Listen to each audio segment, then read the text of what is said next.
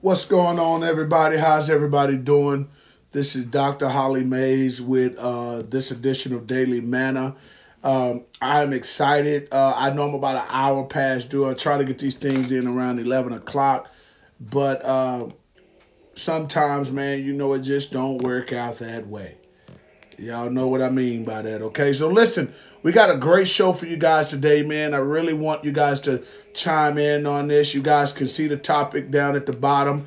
Obviously, I am on my, God bless you, Kiki. I miss you. I miss you. And my son, I miss him. But listen, we got a great topic for you guys today, man. We're still in our Marriage Exposed series. We are still dealing with that, and every time Daily Manna comes on, I want to hit you with a little bit of something. Let me be very clear on this. This in no shape, form, or fashion is giving you what we're doing for Bishop Chronicles, okay? It in no shape, form, or fashion is doing that, okay? So I want you guys to understand. God bless you, Miss Ivory. How are you doing? Listen, I want you guys to comment. I want you to share this thing, man. I want you to share it. I want you to invite some people. I want you to do all those things, man, because we are going to have a great show. So today, what are we talking about today? We are talking about does sleeping with your mate before marriage affect your marriage? Does sleeping with your mate before marriage affect your marriage, okay? And we're going to be coming from a different perspectives on this because show is not just about being married, but it's also about being in a relationship. And it's also about, hey, how do we make the relationship better, okay? And sometimes making a relationship better before the marriage is the thing that can sustain it during the marriage, okay? So we want to involve that. But before I do that, I certainly want to make sure that I jump out and I give some shout outs to some people. Want to give a shout out to Kingdom Faith Empowerment Center. I love my church. Listen, guys, stream with us every Tuesday, Sunday, Tuesday at 1 and 7, and Sunday at 2 and 7 p.m. Also, make sure you guys check out Bishop Chronicles podcast every Monday at 11 a.m. Again, every Monday at 11 a.m. Please come with your questions, concerns, comments, you name it. Also, guys, this Saturday, make sure you guys are rolling with us, okay? At 2:30 this Saturday for our internet talk show, Dallas Confidential TV, where I am the co-host along with my other co-hosts, Don and Ryan Russell and John Shug Johnson. Please make sure you guys join us on Facebook Live. We are trying to grow this thing and build this thing up. And for all the men in the area, guess what? We have a men's conference coming up. Lord say the same. On May 22nd through the 24th. Wonderful speakers. We have a great workshop for all the men. So listen, we want you guys to be available, and we want you to bring your children. We want you to bring everybody out because we believe that this is going to be an impactful workshop and an impactful event, okay? Let's get back to it. So listen, does sleeping with your mate before marriage affect marriage? Well, I'm not going to answer that yes or no because I'm going to come with a couple perspectives on that because everybody's different. All right, let's just be real. Everybody is different on that. Some people will say, yes, it does affect it, and some people will say, no, it doesn't affect it, okay? And to be honest with you, I believe it's two ways, okay? It's twofold. And the reason why I say it's twofold is because it depends on what your situation is. Me and my wife, just letting you know, me and my wife, we slept with each other before we were married, okay? And to be honest with you, some part of it hurt us, some part of it helped us, okay? Now, once again, I know a lot of church folk going to be like, oh, well, hold on, Bishop, you know that's not the Bible. I get it, but don't pick this one thing that's not in the Bible when you got other stuff you doing that ain't in the Bible, okay? So we can kill that right now. But at the end of the day, we understand that's what people are doing. Realistically, that's what they're doing. Whether you're in the church, whether you're a pastor, you got pastors right now that slept with their wives before they got married. I mean, let's just be honest, okay? So, but can it become a hindrance? Can it become an issue? Can you give so much of yourself before marriage that during marriage people don't respect you or value you enough to be able to say, okay, you know what, let me be able to accept everything in you. And I think it does have it takes its toll. I think a lot of marriages are on kind of pins and needles right now because I knew everything about you, or I as the Bible say, I knew you before marriage to now during marriage, there's nothing exotic about you. There's nothing that I need to find out. There's nothing that says, hey, listen, I can't wait to learn this part. I knew everything before marriage, and now marriage seems like a relationship. So now I can't look at marriage like I did when we were dating, because guess what? It still seems like we're dating. It still seems like we're just trying to get, we're in a relationship. Marriage is not another step. And normally when marriage comes into play, marriage is another step. I was talking yesterday when I was on my daily manna, and I was saying that when you get married, that's different than relationship. When you get married, that's relationship times 3. So when I get married, I'm looking at a new you. I'm looking at another level. I'm looking at a relationship. No, we're done with relationship. Now we're going into the abyss. We're learning deeper and bigger things. Okay. And those are the things that we have to get better with when it comes to marriage. So before we get married, man, I mean, the norm is, yes, I'm going to sleep with my woman before we marry, because, you know, I mean, there's a lot of stuff going on nowadays. And I'm going to be honest with you. Sometimes you just got to check and make sure. You know, sometimes you got to make sure that you know, everything is copacetic and everything is on the up and up. And I mean, it just is what it is. But can that cause a problem? And I want to hear you guys' feedback. You know, text down there. I mean, some of you guys are married, some of you are not married, some of you are in relationships, and, you know, talk to me. Did it affect it? You know, did sleeping with your husband, did he lose respect? Do you feel like he lost respect? Because, I mean, my wife asked me, you know, hey, if we hadn't slept together, would you have respected me more or less? And I said, well, you know what? When I first met you 12 years ago, then, you know, hey, listen, I wasn't thinking about marrying you. You know what I'm saying? I wasn't thinking about marrying you. So at that point, sleeping with you was just a part of the game. It was just a part of what we did. You know what I'm saying? Like, hey, I'm attracted to you. You're attracted to me. We get put in a situation, and guess what? We end up sleeping with each other, which is the norm, whether a man admitted it or not, when he get with a woman. The norm is, I bet, Miss Bolden, because, you know, when you sleep with someone, you create soul ties. Whether you're a Christian, whether you're religious or not, the fact of the matter is, you know, the insertion of one into another is a vulnerable experience. I did some time in the penitentiary. So watch this. When you had men that penetrated another man, that man became vulnerable. It did something to his spirit. It did something to his soul. It broke him. As a matter of fact, if you go back in slavery days, that's what they did with the men in front of their wives, their children, and their families to break them. They had sex with them. They penetrated them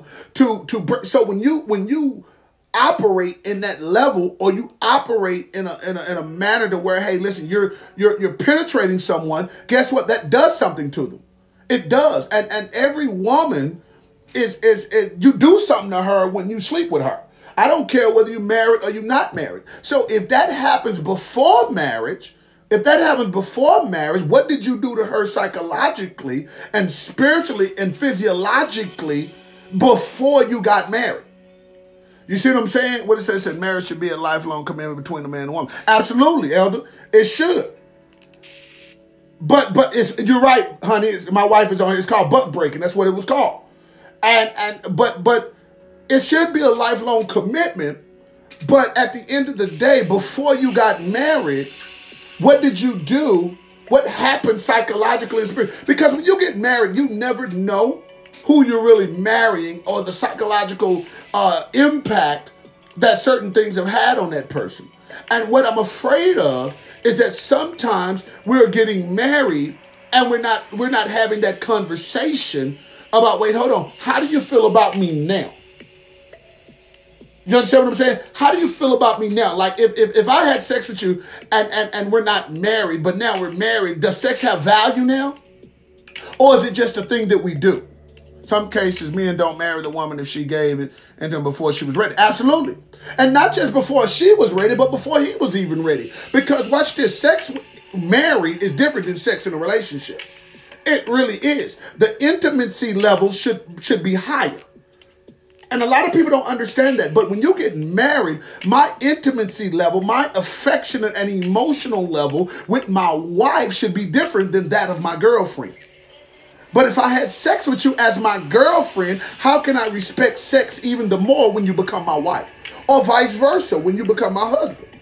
You know what I'm saying? Not mine, but you know what I'm saying. When a woman gets a husband.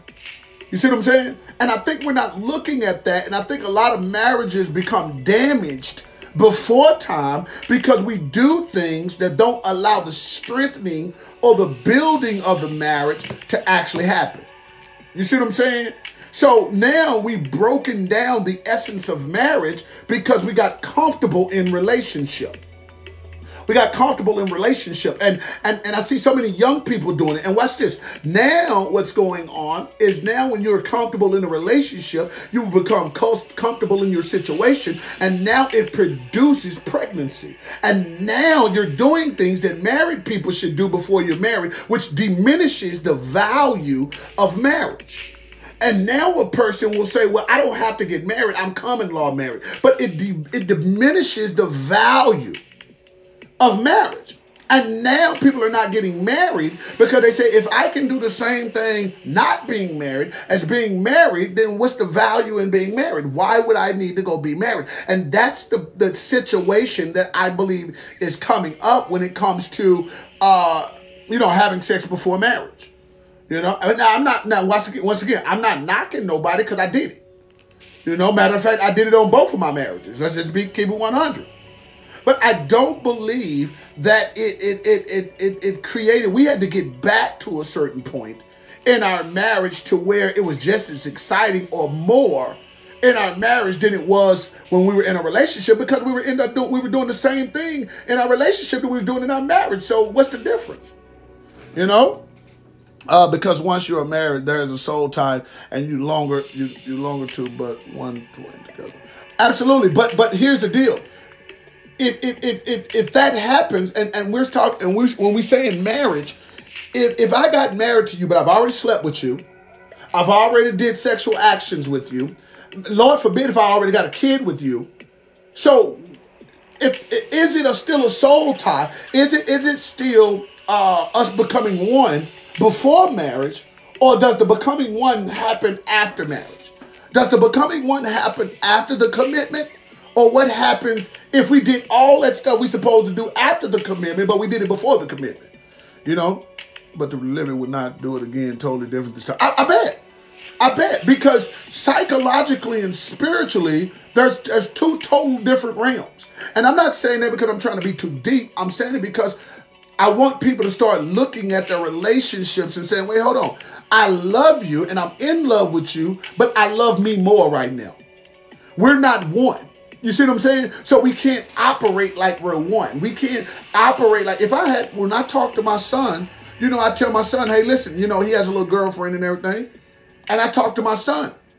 And I tell my son all the time, hey, listen, I get it, man. But you can't put yourself in compromising positions where the flesh take over, because once you've created that soul tie, let me tell you, that soul tie can spawn into something that the enemy has control over or God has control over. And that's a compromising situation spiritually. And you don't ever want to get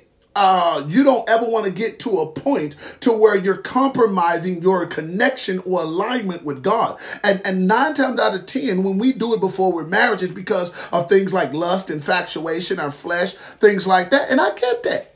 I get it. Men got pride. Women got, they got emotions. And I understand that. But at the end of the day, it's like, okay, what did I just do to myself?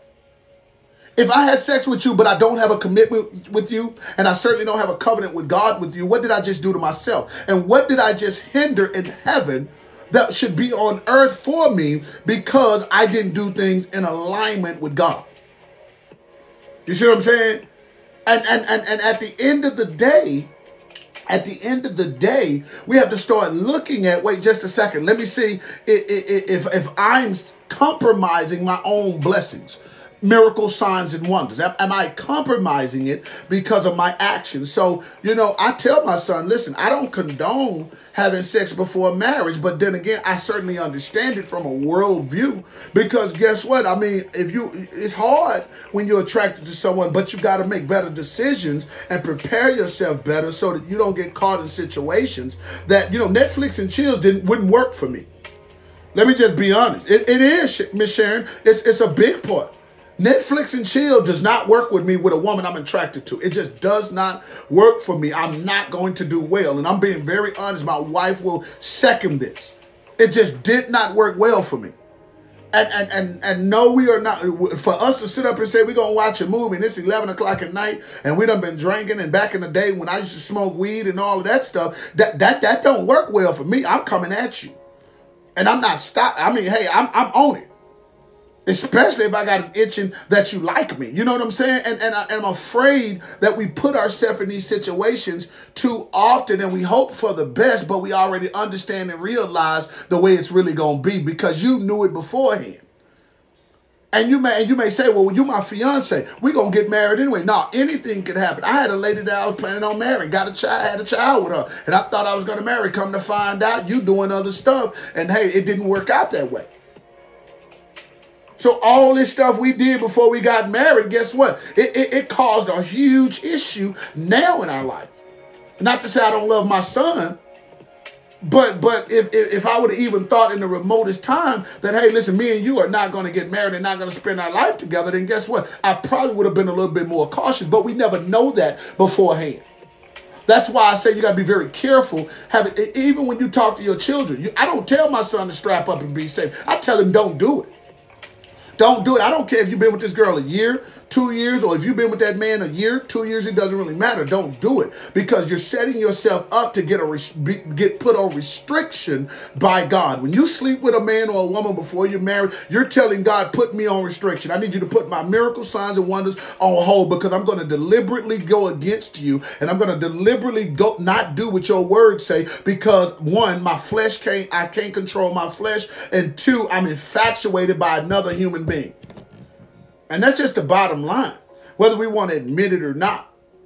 And marriages, and watch this, of course it affects your marriage. Of course it affects your marriage. Because watch this, I would have been excited to know. Now, don't get me wrong. I'm not saying you can't rebound from it. I'm not saying all marriage is going to end in divorce because you had sex with your wife, because that's the norm. That's common nowadays, okay? But at the end of the day, if you go to different other cultures, if you go to the Indian culture, if you go into the Buddhist culture, things like that, they don't have sex with a woman or a man before marriage. They don't even meet each other. They don't even see each other. And I'm not, once again, I'm not condoning arranged marriages or anything. But I certainly see the significance in it because you were never put in a situation to where your lust of your flesh or your mind or your eyes or your body can even entice me or get me to a point to where I would make a mistake that would compromise my spirituality or my relationship with Christ. And that's what it does. It really does. You can rebound from it by repenting and starting over, but that's very difficult because guess what? You've already created soul ties. 90% of the situation that happens in a marriage have started with before marriage. If a person is going through domestic violence in marriage, guess what? They're going through domestic violence in marriage. They were going through it before marriage. They really were. They were dealing with some things before marriage that spawned over and spewed over and was allowed in marriage. And because it was allowed in marriage, you got used to it. But if you rejected some things before marriage, if you'd have said no on some things before marriage, I guarantee you would have had a pause in some things that happened during marriage. Real talk. Real talk. Okay, real quickly, guys, before I do anything, man, I want to encourage you guys to go to our social media pages. Go to Facebook, Instagram, and YouTube. Check out Bishop Chronicles Podcast, man. Subscribe. Make sure that you guys become an avid listener, man. We got so many great things going on, man, because we're looking at transitioning our show into an internet show. To a YouTube show. So we want to make sure that you guys know all of our ways. So if you actually look on Facebook one day and you don't see Holly, just know that I'm having it, but we are at our YouTube channel, okay? So I just wanted to keep those up there and let you guys know that. Also, check this out. If you guys want to sponsor us, man, you want to actually be a sponsor of this show, man, we're asking you, man, to be a monthly supporter of our show. $6 a month is all we're asking. $6 a month. You can cash app it to Dr. Holly Mays. If you need to go and do PayPal, just let me know. I got you. But cash app $6 a month. Dr. Holly Mays, you are doing such a great thing, man, to help us get this thing worldwide and to make sure that we're doing this on a larger fashion. Plus, it helps with back-end things like, you know, software and cameras and lighting and all the things that it takes to really do these things, okay? So, listen, we want you guys to support us. So, but back to the show. So, listen, I encourage each and every person to always make sure that you understand that, hey, listen, what you're doing now can affect what you're going to do then. Okay, what you're doing now can affect what you're going to do. If a man is putting his hands on you and y'all not married, he's certainly going to put his hands on you when y'all get married. Okay, if he ain't doing nothing before you got married, he certainly ain't going to start doing nothing when you get married. You understand what I'm saying? So watch this. If the flavor is lost beforehand, it's going to take you an arm and a leg to get it back when you guys get married. And I'm not saying that when you get married, you will never regain that love and that affection and that closeness. But who wants to spend the first 6 months to a year trying to regain something that you should have had when y'all said I do? Who wants to do that?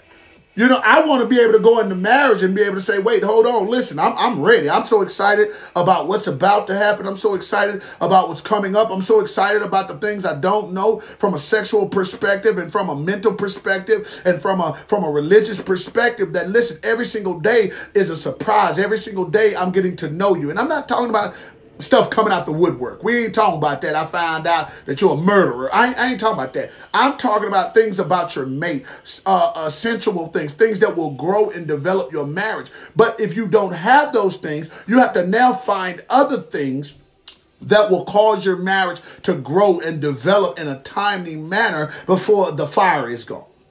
And so that's why I encourage to my son, hey, listen, man, just don't do it, bro. Because if you've been with this girl for a year or two and you're thinking about marrying this girl, okay, great, man. But there's certain sides of her that are only sacred between her and God that are not privy to you. And that's for a man too. For a man too. Real talk.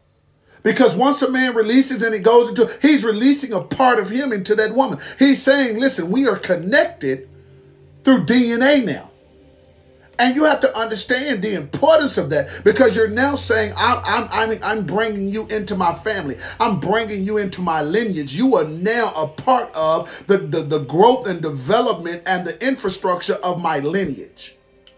And when that happens, guess what? You're bringing them into your circle. They're now becoming benefactors of miracle signs and wonders, but they're also becoming benefactors of spiritual warfare. So if you are not married, but you're still doing these things with a person and said, hey, listen, I'm gonna insert myself into you or allow myself to be inserted, whatever the case may be, guess what? I'm doing something that's not covenanted by God. So now what you're saying is I'm not opening up miracle signs and wonders because of the covenant and the relationship and the ordinance that I've done with God. Now I'm saying because I'm going against God, now the devil is going to be reigning and he's going to reign supreme. So now I've opened up a portal for spiritual warfare. For real, I've opened up a portal for spiritual warfare. That's why that's a slippery slope. And I had to explain to my son that, hey, son, listen, you know, I get what you're saying. It feels great until stuff starts happening. It feels great until you're no longer interested. You can tell when a person is interested after they done had sex with you. Real talk. And that's why sex cannot be a determination of whether we're going to be together or not. It just can't. So during this time, sex is the icing on the cake. That's a privilege. That's a privilege to be able to sleep with my wife or my new wife or your new husband. That's a privilege. You're telling God, now I know them so much. When the Bible says in Genesis chapter 3 that Adam knew Eve, you have to understand what they went through before he knew her. He knew how she would react in situations. He knew how she would act in compromise. He knew how she would act in struggle. He knew how she would act in his mess up. He knew how she would act in her mess ups. He knew how she would act when people got interjected in their relationship. When he says he knew her, and which transitioned into a Hebrew word that means that he slept with her, which means he became intimate with her. He knew her, which means that I can now operate in this part of our relationship and our marriage, because guess what? I know you well enough to know that when I do this, all I'm doing is growing and becoming greater in who we are as a couple. And a lot of times we don't take that. We don't sit up and say, oh, okay, well, hold on. Let me first get to know who the person is, because I don't want to be blindsided, or I don't want to be blinded by who I think you are based on the fact that I'm infatuated by you and I'm lustful over you. And a lot of times we can do that. We can get to a point to where we're so infatuated with someone that it blinds us from the reality of who they really are. And that's why sex before marriage is not a real good thing, because guess what? You can become sexually oriented with a woman to where, listen, every single day you see her, all you want to do is sleep with her. I don't want to go to the movies with you. I don't want to have a great conversation with you. I don't want to know how your day is. I want to sleep with you because I'm so physically attracted to you instead of psychologically or spiritually attracted to you, that all I want to connect with you with is our sexual urges, our lustful urges, because that's what I'm attracted to. Because guess what? That's what we've exposed ourselves to. And now when it's time to say I want to get married, and now I got to deal with the other part of you, I don't know that part. So now it frustrates me because I'm learning something about you that I don't know. And now that frustrates me because now I've created a situation to where I don't know my wife, or you don't know your husband. You understand what I'm saying? So you got to get to a point to where you're teaching your children. Even if you're in a relationship right now where you got to cut that thing up. I told one of my spiritual daughters, I said, listen, you cannot operate in a relationship with a man and think that he's going to respect you, love you, and honor you and want to build something with you, but you're willing to give up the greatest part of you to something so cheap. You don't even know this person. 90% of marriages are happening within the first 90 days of them meeting someone.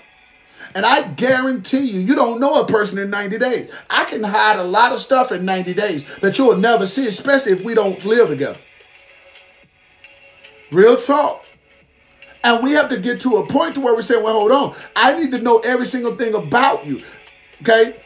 I told my wife, you can Google me. My life was like that on Google. You can Google me. My stuff is in public record.